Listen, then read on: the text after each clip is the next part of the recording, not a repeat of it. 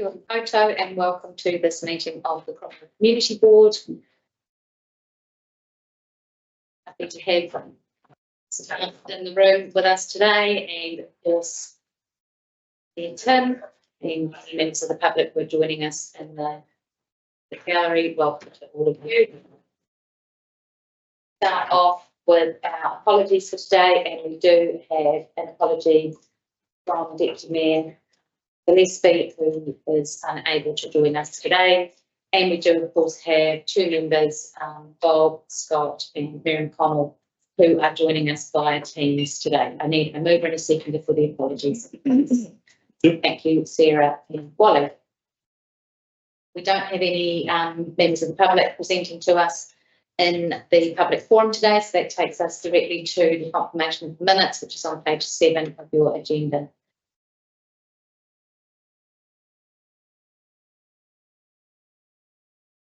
At the last meeting, so happy to move in second.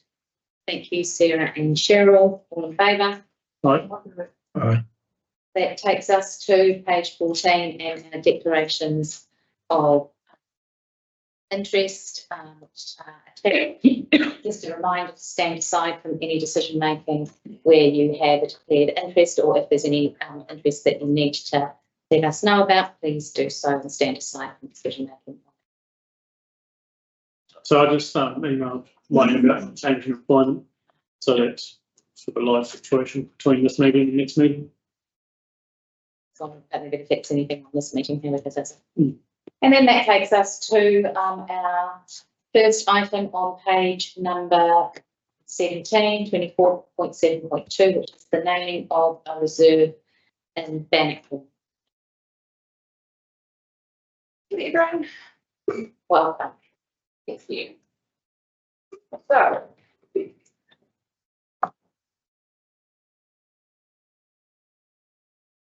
the report today is about the naming of a local purpose reserve in Bannockburn. So this was come out of a meeting from these 2 meetings ago, where we were receiving submissions from members of the public, and Gordon Stewart has approached us in a submission to speak to us about a reserve between Lynn Lane and the old schoolhouse.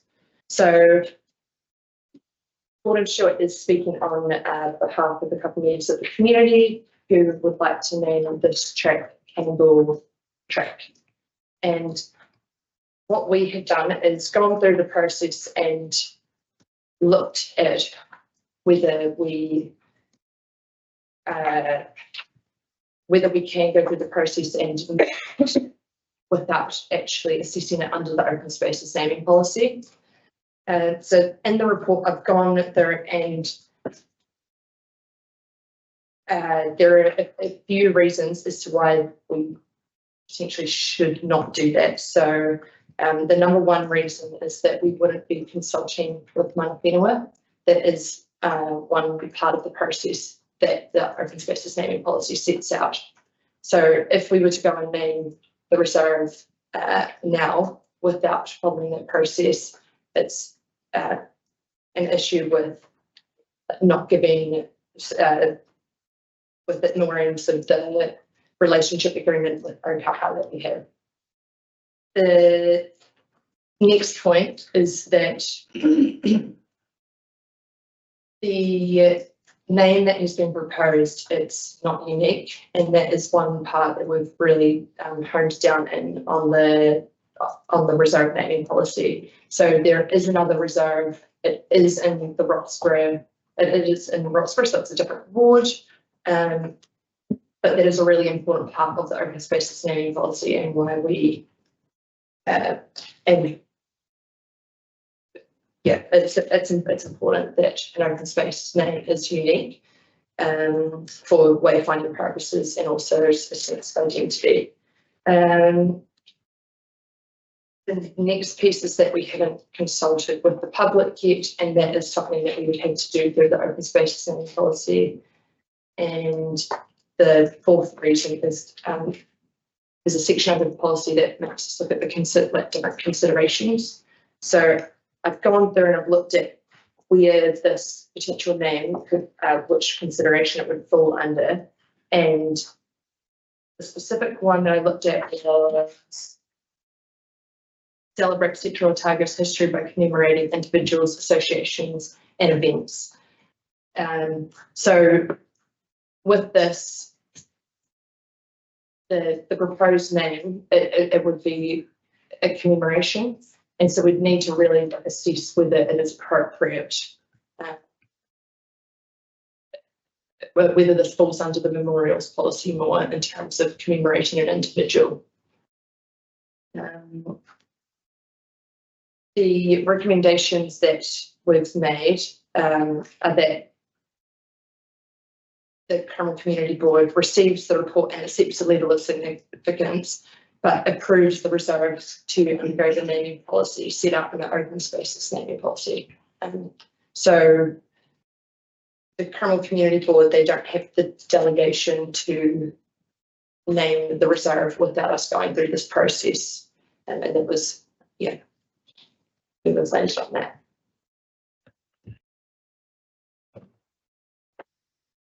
People? If we go to Bannockburn for their input, is there an absolute obligation to use a suggested name that they come back with?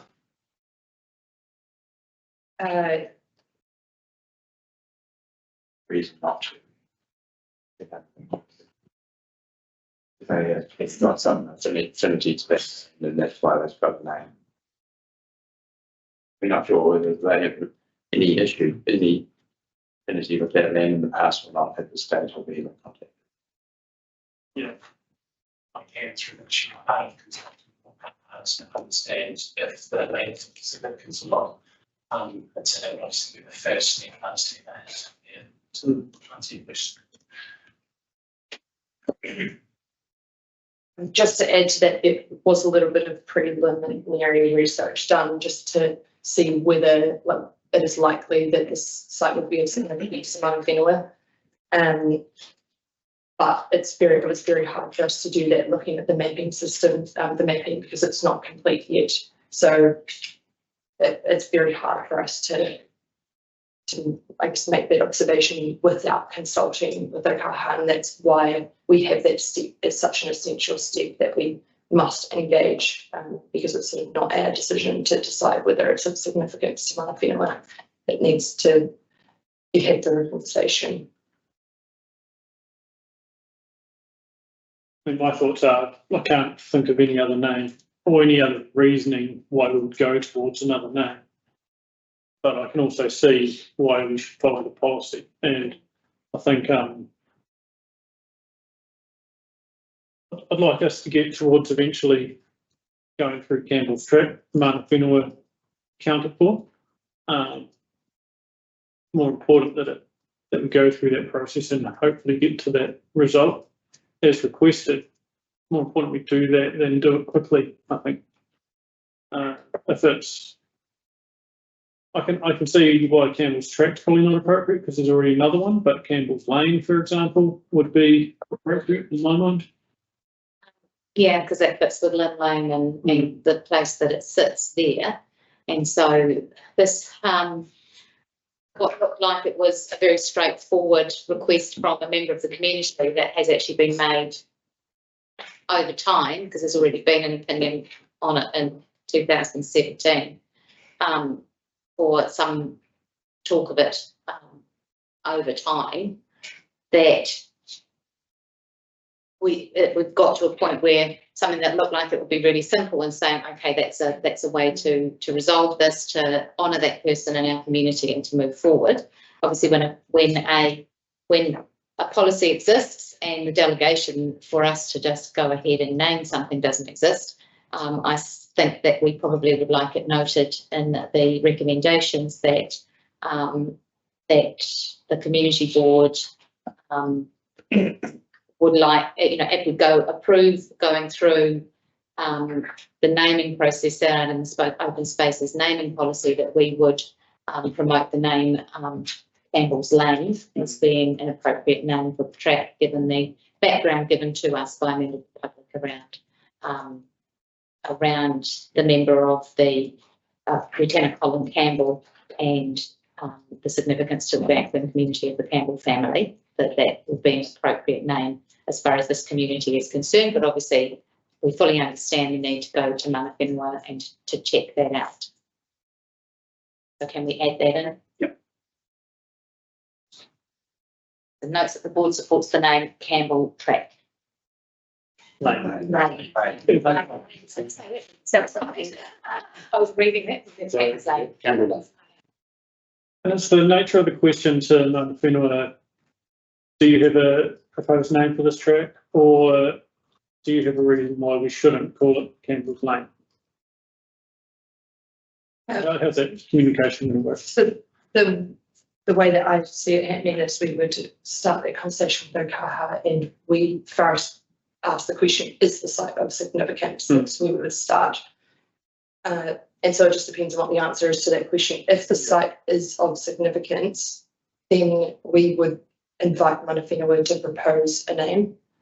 And at that point, we then go through the rest of the process. So that would be consulting. Would you not, within that first communication, say that a request from the public has come to name, and this is the name that's been proposed? Do you have an objection to that, or is there a cultural significance here? Because if you leave it completely open, you're going to get a completely open answer rather than a this is. I think that that's context we would provide, yes. Yeah, and I guess just the emphasis on this report is not so much about this name and whether it's the right name or not. It's more about the fact that we do need to follow the policy. But going through and following the process, that's when we'll be able to figure out what an appropriate name is, and perhaps it is. I fully understand that, but of course the name has come from consultation of the community who's brought something to us. And so we are coming from the perspective of as a board and as a community of saying, this is a name that's been proposed, so we're checking in. So we want to follow the policy, absolutely, but that we're not starting from a completely clean slate. We are starting from this name has been proposed because of this connection. We're doing a mixed relationship with the and being a very friendly. So, yeah. I'm not suggesting that it wouldn't be, but saying that, you know, just like when we name roads and things, we usually go from a perspective of this is somebody who's come to us with a name that's suggested, and that's always our starting point rather than starting from a completely open slate. Can it be called a lane or for a full stop? Reasoning for different namings and road typologies and shit, like, can we actually, is it an option? It says in the suffixes part of the report that for an open space it could be called a lane. Name the brake cutting. Don't have to drive So it is an option. Nice. Wow. So that takes us back to page 17 and the recommendations that we received the report and undergo and accept the level of significance, approve the reserve to undergo the naming process set out in the Open Spaces Naming Policy 2024. Notes that the Cromwell Community Board has received this request from a member of the public, and D, that we note that the board supports the name Campbell Lane. Any further? Thank you, Sarah. Good. Yep. All in favour? Aye. Thanks, Maureen.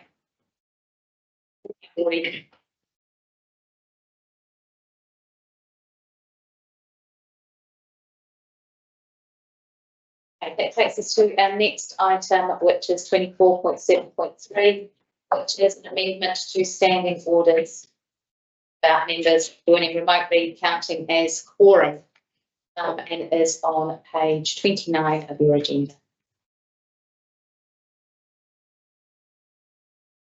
Good evening, everyone. I'll take the report as being read. Currently, we've got legislation that says if members join remotely by audio-visual means, that they'll count as quorum. However, that is set to expire on October the 1st. However, there's been a subsequent amendment that the Local Government Act, which has said you can continue to have members joining remotely count as quorum as long as it's in your standing orders. So that's why we're heading around in this community all round. We also spoke to council to amend the standing orders to take out 3 or 4 things to make that a permanent arrangement.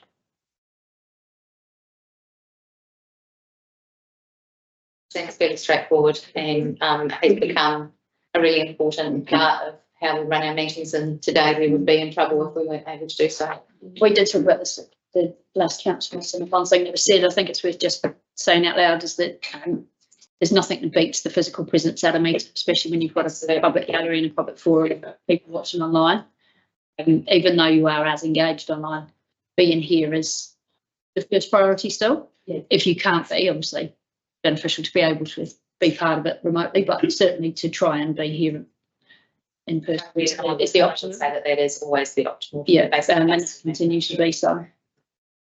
Yeah, I think that that's reiterating that the community, all the community boards have been so far.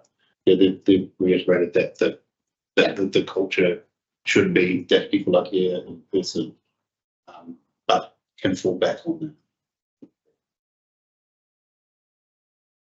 Further discussion.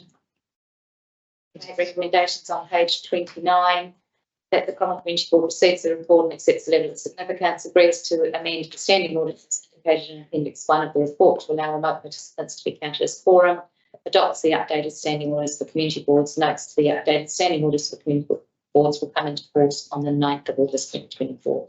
Mover and a seconder. Thanks, Cheryl. Thank you, Wally. Favour? Oh. Next time, Bob. Yeah, okay. It's just wanted to let everybody I'll know. pause I'm here. next time, Bob, and give you that moment to get in there. Thank you. That takes us to page 118 and item 24.7.4 and the Cromwell financial report. Welcome, Donna. Thank you. So take the paper as being read. This is the interim financial report for the 30th of June 2024. There are still some final end of year processes taking place, so these financials might change slightly, but not dramatically. So overall, at this point, we have favourable operating variance of 2.3 million against the revised budget. With revenue having a favourable variance of 1.9 million.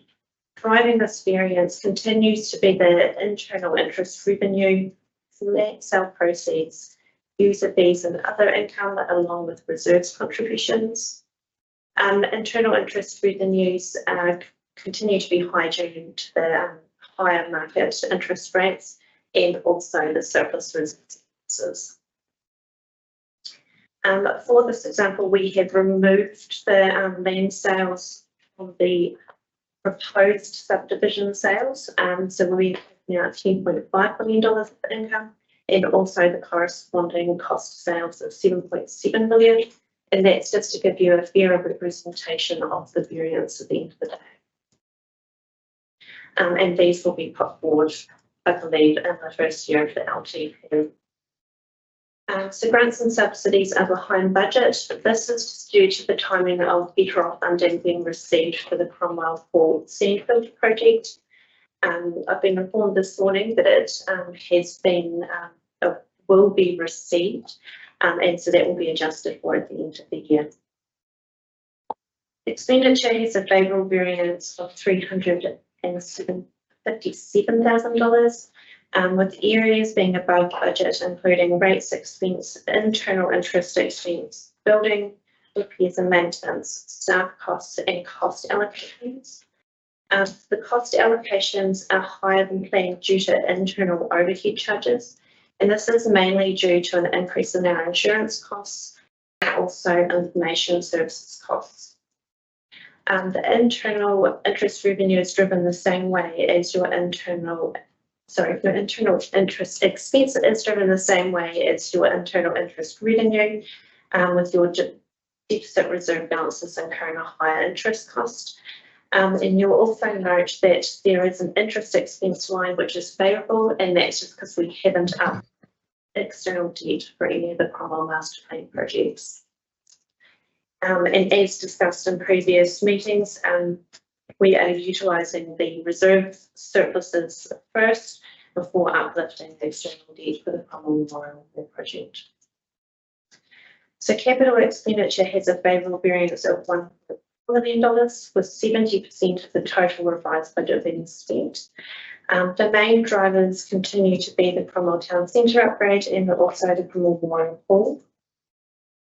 When we get ready to do a revised budget, we will be assessing the projects which have favourable variances at the end of the year to assess whether they need to be carried forward or they need to be reset for the long-term plan. Any questions? Questions? Yeah, I've got some here, I just lost the picture.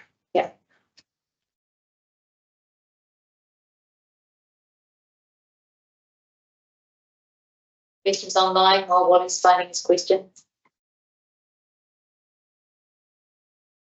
So in the last meeting, I asked a question about how much Cromwell Ward earns from internal loans within the council. So that must be that $1.3 million line, internal interest revenue as a favourable variance. Why do you know this variance? So yes, the internal interest revenue comes from your surplus reserve balances. So on page 123 is your reserves table. Oh, right, yes, yeah. So unfortunately, I did forget to have a look at that formal internal notes. And I can probably organise to send something through to the board. Yeah. That would work for you. Yeah, it's just one of my many questions that day. So as this year's budgets have been forecasted to zero for subdivisions that will not be going ahead in this financial year, this current financial year from this moment forward. Yes, so for What the, developments are not going ahead in this financial year? so within the financial year, so it was forecasted for the Gire subdivision, I believe, in the annual plan budgets. And of course, as we know, we have not actually put those out for sale yet, because we haven't developed the land. Yeah. So the removal of that basically, because we didn't adjust for it in the forecast, just makes it easier to see what the end of year variances will look like. As you won't be receiving that income in the 23-24 financial year, or the corresponding interests alongside it. Because all these words are about 23-24 end of financial year. Yeah. Cool. So we'll just make those adjustments in the future planned years when we load them into years of the sales wave. And there's a favourable variance of 54 grand for money that wasn't spent on the maintenance of Cromwell Town Centre and reserves and sports pavilion. So just on that, in that paragraph alone, it would appear that there was 54 grand available for maintenance of the Cromwell Town Centre. Is that right? That would be correct, yes. I couldn't tell you what the work program for that was. And any unspent budget will probably be future expenditure. So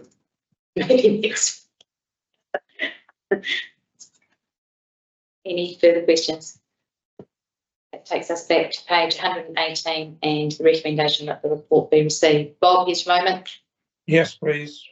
There you go. And seconder? Yep. Thanks, Wally. All in favour? Aye.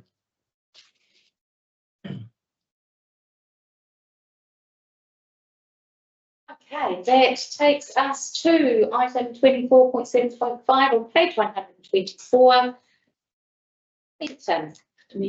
Yeah, Chair Anna, it's great to be here on a day when a Central Otago and Finn Butcher has won a gold medal at the Olympics. It's a magnificent achievement.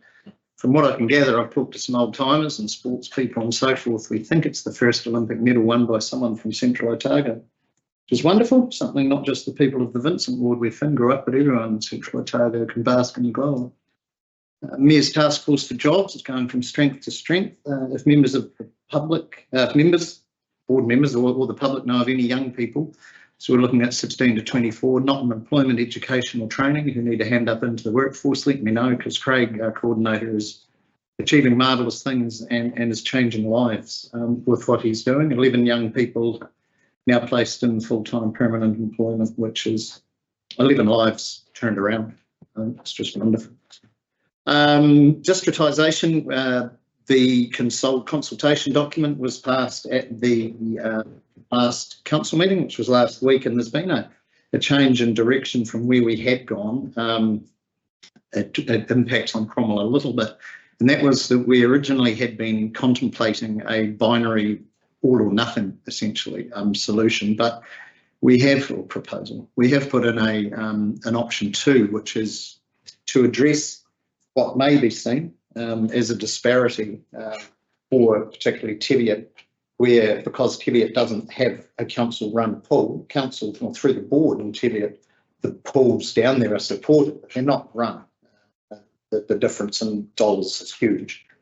Whereas Cromwell, Maniototo and Vincent does. If we went ahead with full distritisation, then the Teviot board would face $233 more a year on average to support pools in Cromwell, Ranfurly and Alexander. That may be seen as unfair. On the other hand, Teviot has done quite well out of Three Waters distritisation and the distritisation of Rogan. So on the other hand, that may seem as being swings and roundabouts, and we'll work that out on the 25th, won't we, councillors, of September? Terrible time until you pay him back. The effect in Cromwell, though, will be that option 1, which is full distritisation, which means everyone in the district will be put in the one basket, would be $52 a year on average rates less. Option 2, where Teviot would not be contributing to the Cromwell pool, would still be contributing to the Cromwell Hall running cost, however, would be $35 per annum, so less. So Cromwell will still be receiving that financial benefit, or the ratepayers will be. If it goes ahead, so essentially on the 25th, consultations open now. We've got numerous drop-in sessions. I'm sure you're aware of when they are, not drop-ins, town hall meetings. And decision time will be the 25th of September for councillors. That's me. Thank you. Chair. And I have seconded for thanks, Sarah. Thanks, Cheryl. All in favour? Aye. Aye. I don't have much to report. I missed the last meeting due to being unwell and have been incredibly busy, but I haven't got everything written down that I've been up to. Probably the things to report are that I have participated in all of the workshops that have been held and spoke to our submission on further districtisation over this last little period of time. That I've also given an update to council meeting on the things that are happening in the Cromwell ward.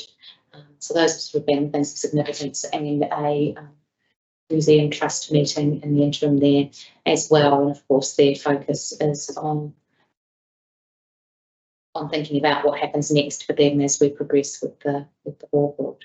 But that's me. Report. Second. Cheryl, in favour. Aye.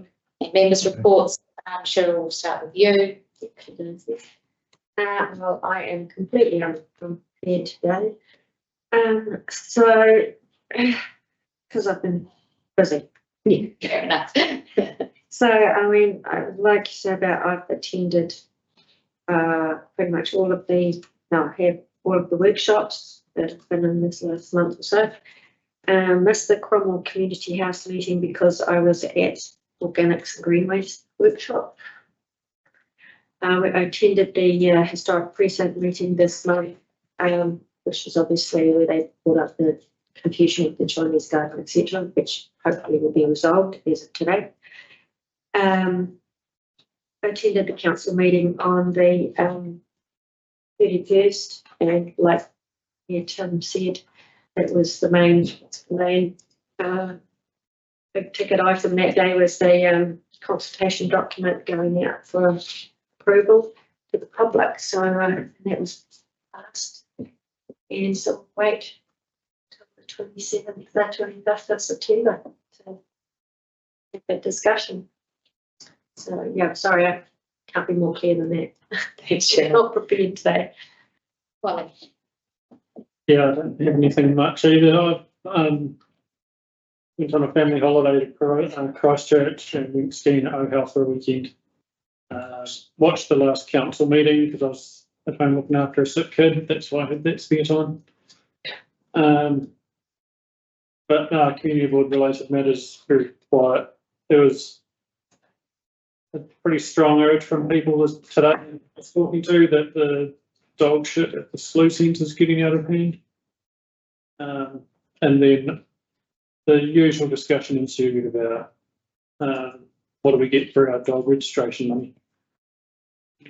So I tried to explain, but we'll see how we go. Yeah. No, that's my report. thanks, Wally. Sarah? I'll not bother you next. All right, been, same as everybody, busy. Been to various alternate cross country for the region, schooled in Dunstan Zone at MacArthur Ridge. Awesome spot to, not so much if you're doing the running up and down the vines, but great for parents. And then Cromwell Racecourse hosted the Central Otago round of that. So kids coming from all over the region to run here. Couldn't actually see the hill they were running up due to the frozen fog and -4 as they started, poor little buggers. But we do breed them tough here. They're pretty resilient. Various netball tournaments that the region's hosted very successfully in Alexandria for a regional school tournament, where again came from as far as out from Maniatoto through to I think we had even Glenorchy kids and Wanaka and Queenstown. So that was very well run. And then on the weekend, Miller's Flat hosted a giant tournament for rugby and netballers, which went down very well. Lots of very happy and tired children at the end. Earlier on, last month, Matariki celebrations at schools. Tried to get around a few of those different things for different schools. Have had a few members of the public ask, being at those celebrations, whether there is any opportunity or scope there for council or promotions group to actually do something that's community minded. So I think that's something we might see come to public forum at some point in the future as a town celebration. On that, I went to Light Up Winter on the weekend, which I thought was absolutely marvellous in the new location. Really nice, the way they'd done at the Rose Garden. I don't think anybody, so many people when I was there said, I didn't even know we had a Rose Garden. So to be told the celebration is in the Rose Garden, first we had to find the Rose Garden. But now they all know. But did an excellent job. Everything about it was fantastic, and so many people. That obvious one or two comments online about the lanterns that have been draped over trees and weren't removed within 6 hours of them landing. So it's very disappointing. But 99% of the feedback was that it was awesome, and so many people there from out of town. It was phenomenal. So good on for that. That was a great event to be seen. And in the interim, 25th of July, I attended the business drinks that Santana Minerals hosted here in Cromwell. That was really well attended. There's probably about 70 or 80 people there from across the district. Interested to hear from them. A lot of information on what they're doing, but really seemed to be a positive community collaboration focus on that. So I hope that's true, not just front, but positive first interaction, and really mindful that they're very willing to get into the community and find out before they make decisions, and seemed fairly genuine. So we will see. Good night. And on the 1st of July, I attended a community meeting that was brought together by some childcare involved parties, I guess you could say, certain different daycare centres, home educators, basically addressing the fact that there is a childcare crisis. We do have a centre coming online eventually, but we're looking at wait lists of 2 to 3 years for many families. And I went along to see if there was anything that was that as community board or council we could be supportive of or help with, or even just provide some information, and met lots of people who were new to town who said one thing that surprised them is they moved to Cromwell and didn't realise until they got here how bad things were, and as a consequence there are people that are not being able to make it work and then having to leave. So there's a double cost in coming here and having their hearts broken that yes, it's paradise, but if you can't stay, it's even worse because you've lost even more money. And I think that's something that we could be looking at, where we can be involved there. There is a crisis for childcare, but it flows onto everything. Those people that can't get childcare can't work. There were 3 ladies there who said they've moved here with a partner who was working because they're on maternity leave, took it for granted that they get childcare in a year when they went back to work, and they get a job, and they can't get a job without getting the childcare. But then by the time they get the childcare, the job's gone, and it's just a really nasty cycle. One of the feedback on childcare from the centres, however, is that that parents put their name down at all of the centres, and when they're offered a place at one of them, they don't always take their name on the waiting list. Yeah, so that did come up. So that's a really important step that, Yeah, because I do know people who, are most working in a school environment. We can see really clearly the effects of not being able to find childcare. Yeah. Because people do move away again, and therefore their older children move away too. But we also see that those members of our staff who've gone off on maternity leave, usually over that first year, a place does come up when they've had their names down at centres. So places do come up, and it tends to be in batches as well. As children start school at 5. It's a really, really tricky one. Yeah, it was really good. It was a productive meeting in terms of the various centres there in home education. But Bernardo's got the in-home educators, so the collaboration between all of them, and they were looking at how they could share that information. So you could register centrally, and those centres could share that information. But one thing that I found really interesting, that we're looking at our economic strategy coming up, and going to the business drinks and being involved in that side. They're all interlinked, and I found it really interesting to sit there and hear the centres. Somebody said, oh, maybe we could work round opening on Saturday, because a lot of us work. We've got 30-something%, I think, we were told the last meeting, of our people work in tourism. So that's not your Monday to Friday 8 till 5. If we're working in a job but daycare's only 8 till 5 Monday to Friday, do we need to look wider at what we're doing and what we offer? And the first thing all the centre said is, we're not doing 6 days a week, but then Get rostered. yeah. So I think there's a lot more to it than just we need more childcare places. There's a whole lot more to it, but it feeds into all of those different areas. And I think economic prosperity is bounded by it as well. 100%. So I think there's a lot of really tangible benefits to getting those places up and running, but getting this community more interactive on all of those different levels, and not just going to a meeting about childcare where there's lots of mums on maternity leave, and then going to a business drinks where the business drinks are saying, we can't get the staff. We need some flexible work because daycare's got 2 days, and this woman can work 2 days, but you only want somebody 5 days, So no, it's just thrown up a lot of questions and a lot of things that I think as a community, the community board and the council, I think we could help facilitate some of that, even if it's just conversation. But yeah, good to meet some new people in town, and the feedback is that Cromwell's a very welcoming community. Hard to get your foot in the door, I think. Yeah, hard to get your foot in the door. Childcare is a real concern. Yeah. Finding housing that's long term Yeah, is a concern. and all of those things, you can't sign up for a house unless you know you've got a job, and then you can't get a mortgage because you're not working enough, but you can't get enough hours because you can't get the childcare. Yeah, that's me. Bob, Yeah, I've got very little to report this month, I'm afraid, for reasons I think you know. But one thing I'm very glad that Sarah mentioned was the Light Up Winter. I was obviously involved in my role as a liaison with the Cromwell Promotions Group in the planning of that. And unfortunately, this year, for the first time, I wasn't able to attend. But I think we need to actually acknowledge that the people who organise that, the promotions group volunteers, do a fantastic job. And I know that I've spoken to a number of people since the event who have all said that it was just absolutely wonderful this year, and that new venue was a stroke of genius, really. That's all I've got to say. thanks, Bob. Mary, Yeah, I sent my list through to Wayne. It's not in correct time chronological order, but I'll give it a go. Attended the Infrastructure New Zealand AGM and addressed by Ross Cochran, 11th of June. 14th of June, Westpac Women in Business Conference. June 24, Electrifying Business Summit. Let's Talk LTP on 16th of July. Meet the Planner event run by NZPI on the 1st of August, and ORC Regional Plan online webinar on the 5th of August. There we go. Thanks, Mary. I have a mover and a seconder for the members' reports, please. Thanks, Aye. Sarah. Aye. All in favour. All right, aye. You can choose your mover and seconder there.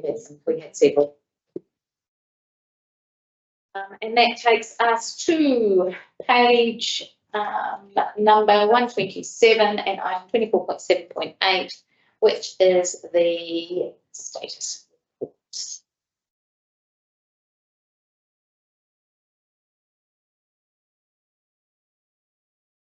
Any questions, comments about the status reports? Already here, it says a verbal update will be provided at the meeting by the Parks and Rec. I think He said, it's pretend that we done. the Cromwell Cemetery development. Yeah, Yeah, a verbal update will be provided at the meeting by the Parks and Recreation Manager. Well, so that's going through the LGP. We're not doing any development work there. We found that through the LGP. You'll recall a couple of years ago we signed off a plan for the development of that cemetery. yeah, it's a 2022 item. Yeah, that was it. Yeah. Maybe. That's We great. have an update back there. Yeah, so that'll come through the LTP process of when we're going to fund that. So to the block out the block to the west and the block to the north. Yeah. And currently there's cerise orchard that's being mowed over and chipped up, and we're getting most chips. And we'll put that around the buffer, on the cemetery, screen that come up, industrial developments coming side. Right.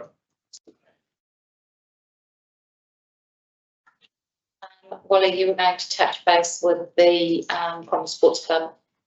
Yep. So I had a discussion with Mike Driscoll, and the container in question, the second container that was not part of the lease or any other arrangement, that's gone.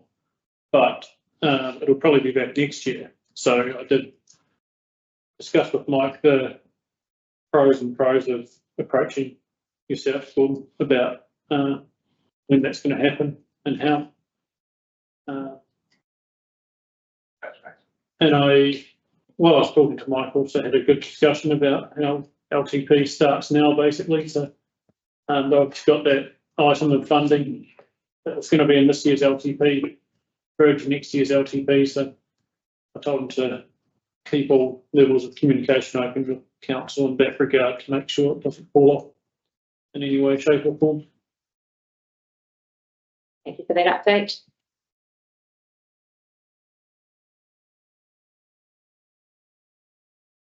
Are the toilets flushable at the next Ultra Reserve yet? If they're waiting for the electrician, I understand. Oh. That will be a week or so away. So, Right. yeah. That's it. Yeah. It's not already council process now. We run a raffle for the first to use them. Yeah, people that Yeah, we might make a lot of money on a racket first to use those lows.